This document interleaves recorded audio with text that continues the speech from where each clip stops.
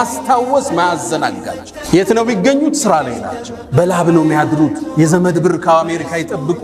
ከናት ኪስ ተወስዶ ጫት ተቅሞ አይታደርም። ሪጃል አላቸዋል። የኔ ጀግና ባሮች እነዚህ ናቸው። ንግድ አላህን ከማስታወስ ማያዘናጋች ግን የት ውስጥ ነው ያሉት? ንግድ ውስጥ ነው ያሉት። እስልምና ሰርቶ ማደርን ትልቅ ትኩረት ነው የሰጠው። ሐታ ዛሬ ያለንበት ቀን ሳምንታዊ ዒዳችን ነው የውሙል ጁማ። በዚህ ቀን እንኳን ስራ እንድንሰራ እስልምና ትልቅ ማነሳሻን አድርጓል። ስራ አድካሚ ነው። 10 ሞክረህ አንድ ነው የሚሳካል። 10 ፕሮጀክት ሞክረህ አንዱ ይሳካል። እንዲህ ነው የንግዱ ዓለም የሚኖር። አንዱ ሲወድቅብህ፣ አንዱ ስታክ ሲያደርግ፣ አንዱ ስትነሳ፣ አንደኛው ላይ አላህ ይረዝቃል። ስራ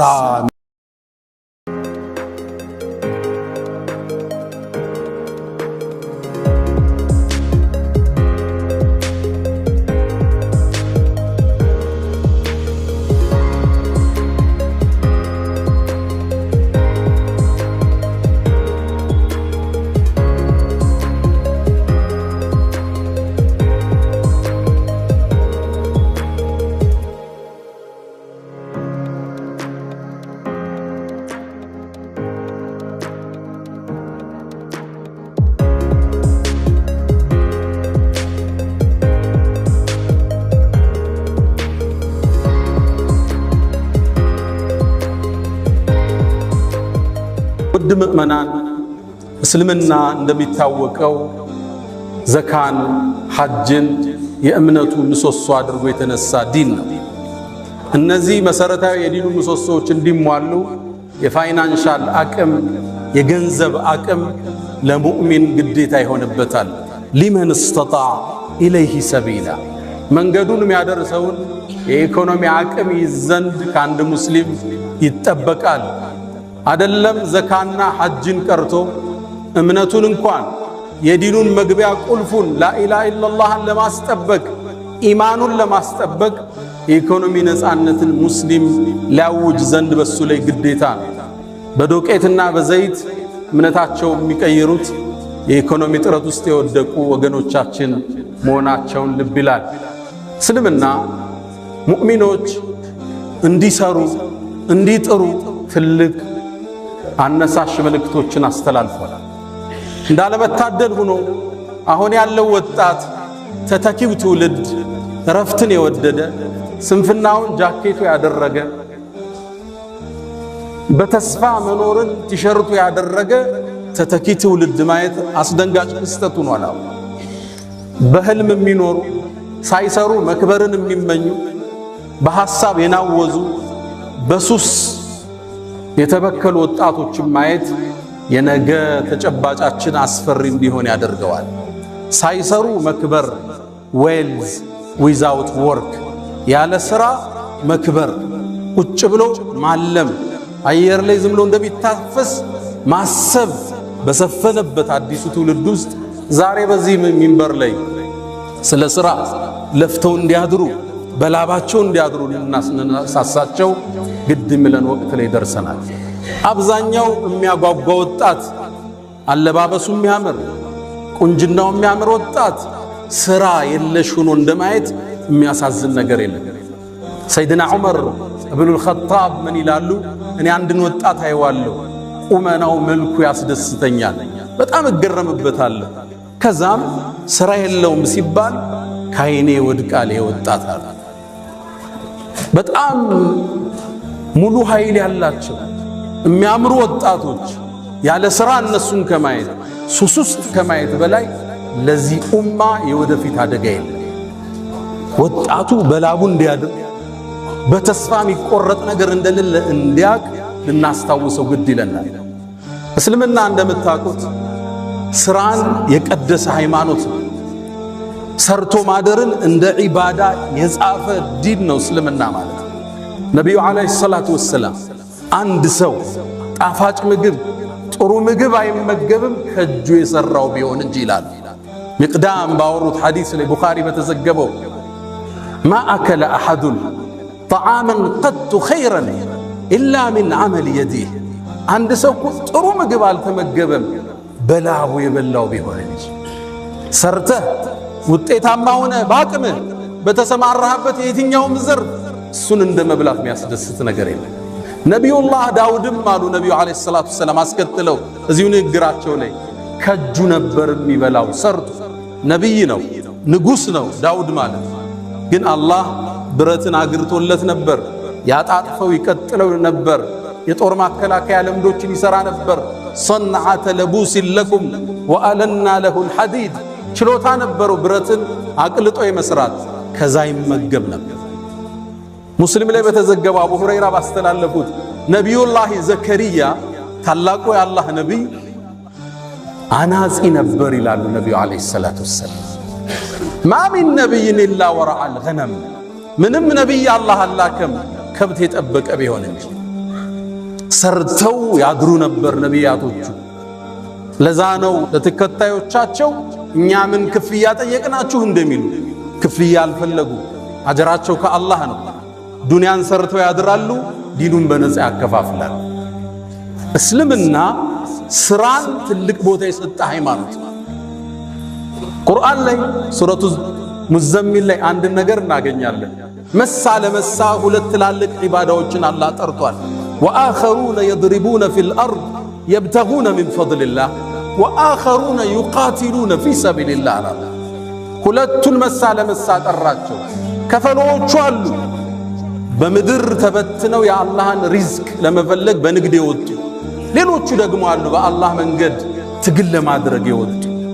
ሁለቱን እኩል መጥራቱ ይላሉ ሙፈሲሮቹ ለመነገድ ከጅሃድ ጋር ማቀራረቡ እስልምና ለንግድ ለስራ የሰጠውን ቦታ እናያለን።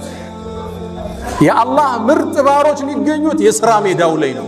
ሪጃል አላቸዋል። የኔ ጀግኖች ባሮች እነዚህ ናቸው። ላ ቱልሂህም ቲጃረቱን ወላ በይዑን አን ዚክሪላህ፣ የያዙት ቲጃራ የትኛውም ሥራ ወላ በይዑን መግዛትና መሸጥ አላህን ከማስታወስ ማያዘናጋቸው። የት ነው የሚገኙት? ሥራ ላይ ናቸው። በላብ ነው የሚያድሩት። የዘመድ ብር ከአሜሪካ አይጠብቁ። ከእናት ኪስ ተወስዶ ጫት ተቅሞ አይታደርም። ሪጃል አላቸዋል። የኔ ጀግና ባሮች እነዚህ ናቸው። ንግድ አላህን ከማስታወስ ማያዘናጋቸው። ግን የት ውስጥ ነው ያሉት? ንግድ ውስጥ ነው ያሉት። እስልምና ሰርቶ ማደርን ትልቅ ትኩረት ነው የሰጠው። ሐታ ዛሬ ያለንበት ቀን ሳምንታዊ ዒዳችን ነው የውሙል ጁምዓ። በዚህ ቀን እንኳን ሥራ እንድንሰራ እስልምና ትልቅ ማነሳሻን አድርጓል። ያ አዩሃ አለዚነ አመኑ፣ ጥሪው ይሄ ነው፣ እንስማው። እናንተ ያመናችሁ ምእመናኑ ኢዛ ኑድየ ሊሰላት ሚን የውሚል ጁምዓ፣ የጁምዓ ቀን ለሶላት ጥሪ ሲደረግ ወደ መስጂድ ነው አላላ። የት ውስጥ ነበሩ? ንግድ ውስጥ ነበሩ። ወዘሩል በይዕ፣ ንግዱን ለጊዜው አቁሙታል። ወደ መስጂድ ኑና አላህን አስታውሱ። ዛሊኩም ኸይሩን ለኩም ኢን ኩንቱም ተዕለሙን። ከዛስ መስጂድን ቆይ ፈኢዛ ቁድየት ሰላት፣ እቺ ፋዋ ትልቅ ትርጉም አለ። ፈንተሽሩ፣ አሁንም ፋዋ ትልቅ ትርጉም አለ። ልክ ሶላቱ ሲያልቅ ተበተኑ አለ። ወብተጉ ሚን ፈድሊላህ፣ የጌታችሁን ጸጋ ሰርታችሁ ፈልጉ። ወዝኩሩላህ ከሲረን፣ በሥራችሁ ላይ ደግሞ አላህን አስታውሱ። ረዛቁ እሱ ነው። ወፊ ሰማይ ሪዝቁኩም፣ ምድር ላይ ሰበቡን ያለ ሪዝቁ ከላይ ነው የሚቆረጠው። ወዝኩሩላህ ከሲረን ለዓለኩም ቱፍሊሑን። የጁምዓ ቀን እንኳን እንድናርፍ ያልፈቀደ ዲን ነው ያለ። ሥራ በላብ ማደር መልፋት የዲነል ኢስላም አርማው ነው። ይሄ ወጣት ቁጭ ብሎ እንዳያስብ በህልም እንዳይዋልል ድንገት ብር የሚገኝበት አለ ሲባል የኢሉሚኒቲ አባሉኝ 500 ሺህ ላገኝ ብሎ እንዳይሰክር እስልምና ያሰመረውን መንገድ ልንጠቆመው ግድ ይላል። በአቋራጭ መክበር የለም። ወጣቶች በአቋራጭ ለመክበር ሲስተም ውስጥ መኖር አለ። መንገዱ ላይ ያለ ስትማስን ፓስወርዱን ታገኘዋለህ። ያኔ ትዘላለህ። ማንኛውም ነጋዴ፣ ማንኛውም ሀብታም ለመሆን ሲስተም ውስጥ ያልፋል። ድንገት ይገጥማል፣ ትወጣለህ። ድንገት ግን ያለ ሥራ ትልቅ ብር ብታገኝ ውጤታማ አይደለም። ልብ በሉ፣ አሜሪካ ውስጥ ሎተሪ ከደረሳቸው አብዛኛው ሰዎች ውስጥ አብዛኞቹ ያን ብር በዓመት አጠውታል። ሥራ የላቸው፣ እቅድ የላቸው፣ የዘረጉት ሲስተም የለም። የሆነ ሚሊዮን ብር መጣ፣ ምን ያድርጉት? መኪና ስትገዛ ስትቀይረው፣ ቤት ስትገዛ ስትቀይረው ብሩ የለም። ሲስተም ውስጥ ካለ የሥራው መስመር ላይ ካለ ያን ብር እዛ ውስጥ ነው የምትከተው። ቡስት ያደርጋል፣ ይሰፋል። ዝም ብሎ መክበር የለም። ወጣቶች እንዳታልሙት። ስራ አድካሚ ነው። 10 ሞክረህ አንድ ነው የሚሳካል። 10 ፕሮጀክት ሞክረህ አንዱ ይሳካል። እንዲህ ነው የንግዱ ዓለም የሚኖር። አንዱ ሲወድቅባ፣ አንዱ ስታክ ሲያደርግ፣ አንዱ ስትነሳ፣ አንደኛው ላይ አላህ ይረዝቃል። ስራ መልፋት በላብ ማደር ወጣቱን ልናስተውሰው ግድ ይለናል። በእስልምና ታሪክ የኛ ተምሳሌቶቻችን የነቢዩ አለይሂ ሰላቱ ወሰላም ሰሃቦች ናቸው። ቁል አልሐምዱሊላህ ወሰላሙን ዐላ ዒባዲሂ አለዚነ እስጠፋ። ቁል አልሐምዱሊላህ ምስጋና ለአላህ ይሁን፣ ወሰላሙን ሰላምም ይስፈን ዐላ ዒባዲሂ አለዚነ እስጠፋ አላህ ለመረጣቸው ባሮቹ። ሐሰኑል በስሪ ምን አለ? እዚህ የተጠቀሱት የነብዩ ባልደረቦችን ነው ሰለላሁ ዐለይሂ ወሰለም። እነዚህ የኛ ሞዴሎች ናቸው። ከ10 አንድ ቦታ ላይ የጀነት ከተባሉ ሰሃባዎች ውስጥ 6ቱ የዛ ዘመን መልቲ ሚሊዮነሮች ነበሩ። ዛሬ አንዱን እናውሳ። ዑስማን ኢብኑ አፋን ረዲየላሁ ተዓላ ዐንሁ። ዑስማን የነብዩን 2 ልጆች ያገባ ዙኑረይን አማቻቸው ነው። በ2 ልጅ ይዛመዳቸዋል። ዑስማን 3ኛው ኸሊፋ ነበር። ዑስማን ቀብር ሲያይ እንባው የማይቋረጥ የአላህ ባሪያ ነበር። ዑስማን ሌሊቱን ሙሉ ቁርአንን አኽትሞ የሚያድር የአላህ ምርጥ ባሪያ ነበር። አመን ሁወ ቃኒቱን አና አለይል የተባለው ሰሃባ እሱ። ዑስማን ነቢዩ ዓለይሂ ሰላቱ ወሰላም በተደጋጋሚ የጀነት ያሉት ነው። ጀነትን ከነቢዩ እጅ የገዛ ሰሃባ ነው ዑስማን። ነቢዩ የተለየ ክብር የሚሰጡት ሰሃባ ነው፣ ተከታያቸው። አንድ እናታችን አይሻ ምን ትላለች? ነቢዩ ዓለይሂ ሰላቱ ወሰላም ቤታቸው ቁጭ ብለው አቡበክር መጣ፣ የሆነ ጉዳይ ሊያማክራቸው ገባ፣ አውርቷቸው ወጣ። ዑመር መጣ፣ እንደተቀመጡ ነው አወሩት። ከዛ ዑስማን ሲገባ ባታቸው ተገልጦ ነበር። ሁለቱ ሰብሰብ ባረጉትና ተስተካክለው ቁጭ አሉ።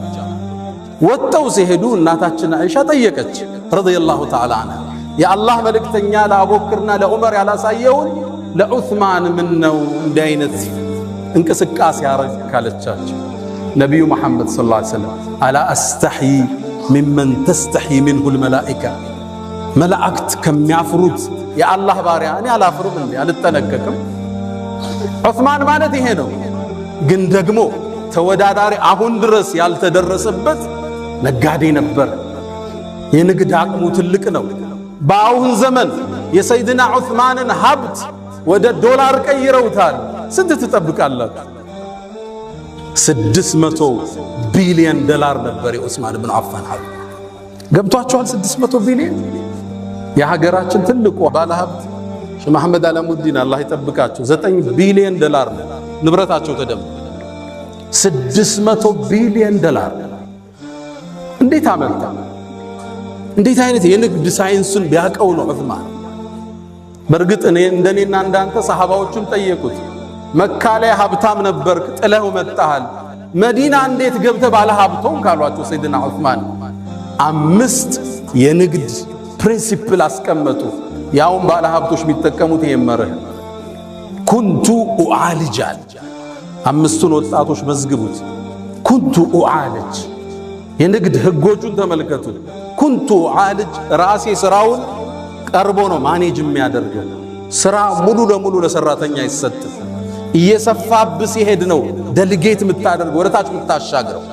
አንተ መሸፈን የምትችለውን አንተ ነው መሸፈን ያለብህ። ሰው እጅ ላይ ስራ ይጣል፣ ሲበዛ ደግሞ ሰው እጅ ላይ መጣል ግዴታ ይላል። ትክክለኛ ሰውን ትክክለኛ ቦታ ታስቀምጠዋል። ኩንቱ ኡዓልጅ የስራውን ችግር ገብቼ እኔ ነው ለመፍታት የምጥረው። መሬት ሊቆምብህ ይችላል፣ ንግዱ ሊቆምብህ ይችላል። ሰራተኛ ብቻ አትልክም። ገብተህ እንደ ባለቤቱም ይፈታው የለም። ያወጣኸው እቅድ በትክክል መፈጸሙን መከታተል የባለቤቱ ኃላፊነት ነው። ያወጣኸው ፕላን አለ። የመጨረሻ የማኔጅመንት ፕሮሰሱ ኮንትሮሊንግ ነው። በትክክል በቅዱ መልክ ሄዷል መከታተል አለ። ኩንቱ ኡዓልጃል ስራውን ራሴን መገባበታል። ሲሰፋ ነው ለሰው የምትሰጥ። ወኡነሚያል ስራው ያመጣልኝን ትርፍ ወደ ስራው መልሰዋል። ብዙ ሰው አይታችሁ ከሆነ አንድ ሞቅ ያለ ትርፍ ሲያገኝ ብሩን አውጥቶ ወይ መኪና ላይ ይጥለዋል ወይ ቤት ላይ ይጥለዋል። ስራው ገንዘብ ሲራብ ታየዋለ። ስራው እዛው ላይ ነው መመልሰው። ትንሽ አንስቼ ወኡነሚ አለ ዑስማን ብኑ አፋን። ሶስተኛ የንግድ መርሁ ላ አዝደሪ ሪብሓን አለ፣ ትርፍን አላቃልልም። በተገኘው ትርፍ ሽጠው ይወጣሉ። ሰይድና ዑስማን መርሃቸው ይሄ ነው። ትንሽ ነው ትርፉ እስኪጨምር ይቆይ አቋም የላቸው። ማገላበጥ ነው የዑስማን የንግድ ፕሪንሲፕላቸው። ስታስገላብጥ ጥሩ ገዢ ታገኛለህ፣ በትንሽ ትርፍ ትሸጥ፣ አዲስ ደንበኛ ታገኛለህ። ኦልድ ስቶክ ያስቀመጥከው ይወጣና አዲስ ትከታለህ። የዑስማን የንግድ መርህ በተገኘው ትርፍ ማገላበጥ ነው። በማገላበጥ ውስጥ ገንዘቡ ይንቀሳቀሳል፣ ንግዱ ይንቀሳቀሳል፣ አዳዲስ ደንበኛ ታገኛለህ። እነዛ እስኪጨምር ብሎ የያዙ ሰዎች እስኪሸጡ አንተ ጨርሰ ወጣል። ቃል ለአዝደሪ ሪብሓን ትርፍን አላቃልም፣ የተገኘው መሸጥ ነው። የዑስማን አራተኛ የንግድ መርሃቸው ላ አሽተሪ ሸይኸን ያረጀን አልገዛም። ማርኬቱ ላይ የጠገበ ማርኬት ይኖራል፣ እሱን አልገዛም። ከትንሽ ይገዙትና አፋፍተው ነው የሚሸጡት። አሊያም ደግሞ ጊዜ የወጣበት ለምሳሌ ክረምቱ ሲወጣ የክረምት ጃኬት አታመጣ። ብዙ ነጋዴ አይታችሁ ከሆነ ቴምር ይጭናል። ቴምሩ የሚደርሰው ግን ሮመዳን ከወጣ በኋላ አርጅቷል ማርኬቱ ማለት ነው። ብዙ ጊዜ ከሮመዳን በኋላ ይገባባቸውና አንዋር መስጂድ ላይ አንዳንድ ቆርቆሮ እያደረገ ይቸረችራል አይደል? ያለንበትን ነው የምነግራችሁ። ቴምር ያሰበ ሰው ወጣት እያለ ነው የሚያመጣው ረመዳን ሳይገባ። ላ አሽተሪ ሸይኸን ያረጀን አልገዛም።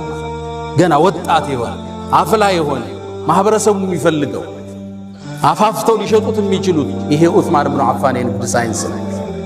አምስተኛ ወአጅዐሉ ረእስ ረእሰይን፣ ንግድ ላይ አንድ ቦታ ብሬን አላፈሰም እበታት ነው። ለምሳሌ አንድ መሬት 2000 ካሬ 200 ሚሊዮን የሚሸጥ ከሆነ 1100 ሚሊዮን ሌላውን 1100 ሚሊዮን ከሁለት ድንገት አደጋ ቢገጥሞ ብር ታስሮ አይቀር። ለምሳሌ ሪል ስቴት ላይ ያሉ ሰዎች መሬት ይገዙና ያ መሬት መገንባት ሲጀምሩ ወይ መንግስት ያቆመዋል፣ የሆነ ጉዳይ ይኖርበታል፣ ወይ ወራሾቹ ይመጡና ያስቆመዋል። ብር ታስሮ ለዓመታት ሊቆም ይችላል። ወጣህ ማለት ነው ከማርኬት። ገንዘቦችን እከፋፍላቸው ነበራለን ንግዱ ላይ። ዘመኑ ኢኮኖሚስት የሚጠቀሙት የዑስማንን ህግ ነው። ዶንት ፑት ኦል ዩር ኤግስ ኢን ዋን ባስኬት፣ ሁሉን እንቁላልህን አንድ ባስኬት ላይ አታርጋሉ። መጡና ምነው የተወሰነው ቢሰበር ሌላው እጅ አለ፣ ትንቀሳቀሳለህ፣ ሰርቫይቭ ታረጋለህ። የተበደርከው ብድር ሊኖር ይችላል፣ ከዚህኛው ትከፍላለህ። ስራ አይቋረጥም ማለት ነው። እነዚህ አምስቶች የሰይድና ዑስማን ብኑ አፋን የንግድ መርሆች ነበሩ። የኛ አያቶች እኒ ናቸው። የንግዱን ሳይንስ የሚያውቁ መልቲ ቢሊዮነሮች ነበሩ።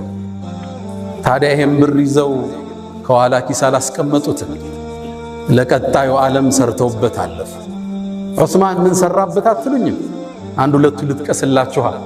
አሁን ሳውዲ ስትሄዱ መዲና ላይ አንድን ህንፃ ታገኛላችሁ። የሰይድና ዑስማን ብኑ አፋን ፎቅ አለ፣ ህንፃ፣ ሆቴል። እንዴት ገነቡት? ካርታው በስማቸው ነው ያለው፣ መሬቱ በስማቸው ነው የተጻፈ። ባንክ ላይ አካውንት አላቸው፣ የአካውንቱ ስም ዑስማን ብኑ አፋን ይላል። 1400 ዓመት እንዴት አድርገው አመጡት? ነገሩ ወዲህ ነው። ነቢዩ ዓለይሂ ሰላቱ ወሰላም ሰሃቦቹን ይዘው ወደ መዲና ሲገቡ መዲና ላይ የሚጠቀሙበት ጣፋጭ ውሃ አለ፣ ቢዕሩ ሩማህ ይባላል። ይህን ደግሞ የያዘው ባለቤቱ አንድ ይሁዳ ነው። ሰሃቦቹ በጣም ገቡ። ውሃ ለመጠጣት ትንሽ ሲቀዱ አንድ እፍኝ ቴምር ይከፍሉት ነበር። ሰሃቦቹ ደግሞ ስደተኛ ናቸው፣ ብር የላቸው።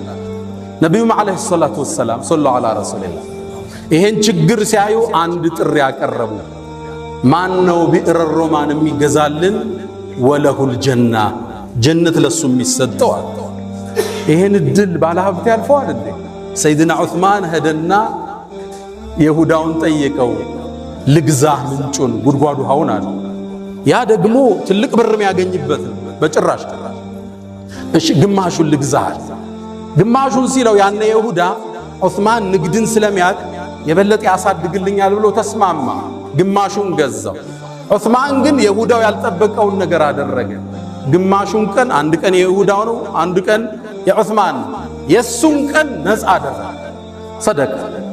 ሙስሊሙ ይመጣል፣ ይጠጣል፣ ይዞ ይሄዳል፣ ያጠባል እንደ ልቡ። የይሁዳው ቀን የሚገዛው አጣ። እንደተበላው ወቀው።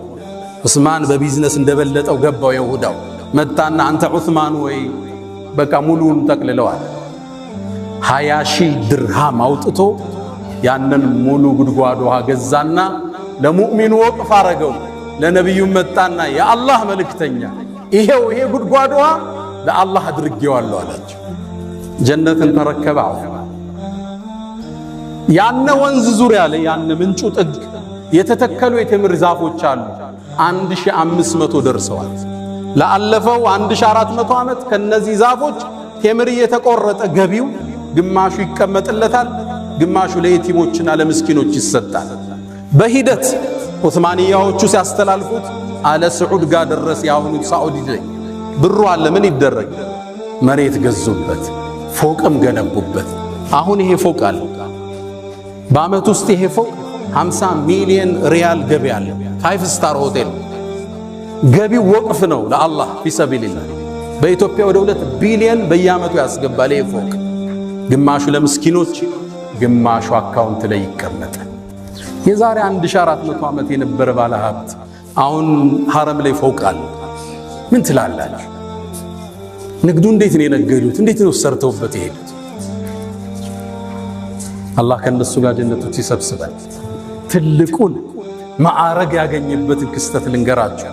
ነቢዩ ዓለይሂ ሰላቱ ወሰላም እንደምታውቁት ከሩሞቹ ጋር የመጀመሪያ ያረጉት ፍልሚያ አለ።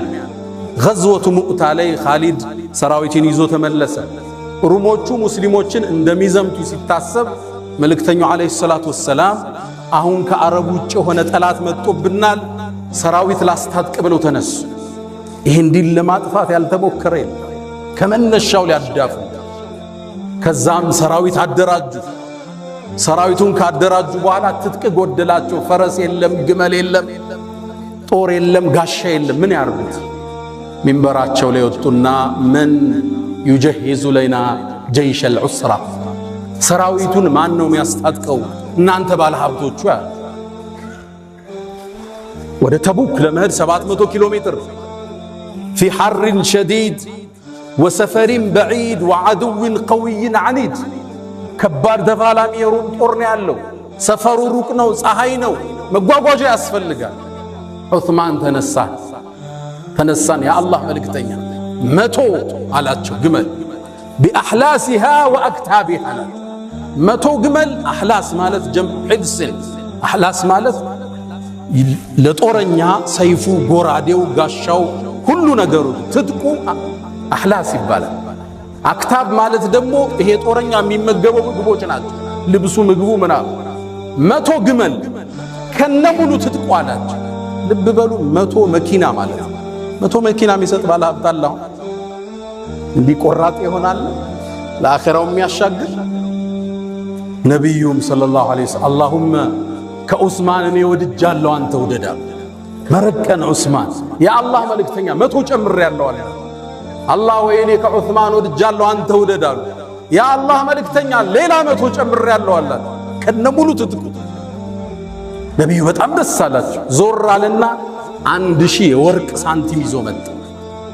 እጃቸው ላይ አፈሰሰው። ነቢዩን ዓለይሂ ሰላቱ ወሰላም የአላህ መልእክተኛ ይሄን የወርቅ ሳንቲም አነሱላህ እያገላበጡ ማ ضر ዑስማን ማ ፈዐለ በዐደ اليوم። ዑስማን ከዚህ በኋላ የሚሰራው ወንጀል አይጎዳው። እንኳን ወንጀል ማይሰራው ማ ዐላ ዑስማን ማ ፈዐለ በዐደ اليوم። የፈለገውን ይስራ፣ ከዚህ ሐሰና ጋር የሚጋፋ ወንጀል አይመጣ። መረቀን ዑስማን። ከዛም ተመለሰና 300 ላይ ቆመ፣ 900 አደረሰ። 50 በሬ ጨመረበት። የሰጠው ማለት የሰራዊቱን አብዛኛውን ፓርት የሸፈነው አንድ ባለ ሀብት መልቲ ቢሊዮነር ዑስማን ብኑ ዓፋን። ቀደምቱ ትውልድ የእስልምና ስዕል በትክክል ገባቸው። ከሰው እጅ መቀበል ተጸየፉ። ከላይ ሆና የምትሰጥ እጅ ከታች ከምትቀበል ትበልጣለች ሚለውን የህይወታቸው መንገድ አደረጉ። በላብ አደሩ፣ ሰርተው ደክመው ወድቀው ተነስተው ተጉዘው ተሻግረው አቋርጠው በረሃውን ድልድዩን ወንዙን ተሻግረው በላብ አደሩ።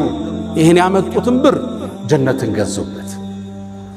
አላ ወፈዓሉ ልኸይራት ወስተግፊሩ ረበኩም ፈጡባ ልልሙስተግፊሪን።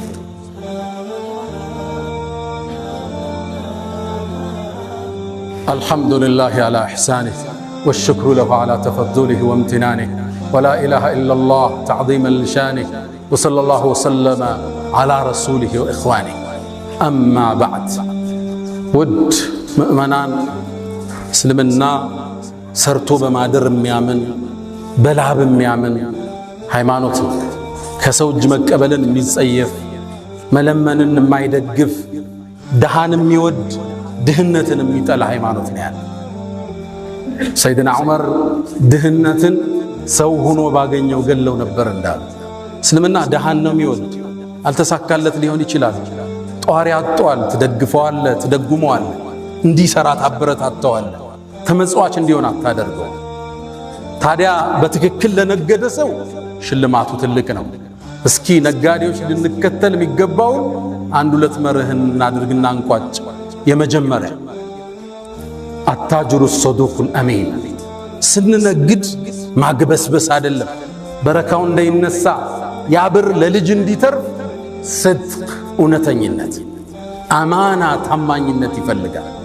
ነብዩ አለይሂ ሰላቱ ወሰላም كما في البخاري من حديث أبي سعيد الخدري باستلالفت حديث لي التاجر الصدوق الأمين ታማኝና እውነተኛ የሆነ ነጋዴ አሉ።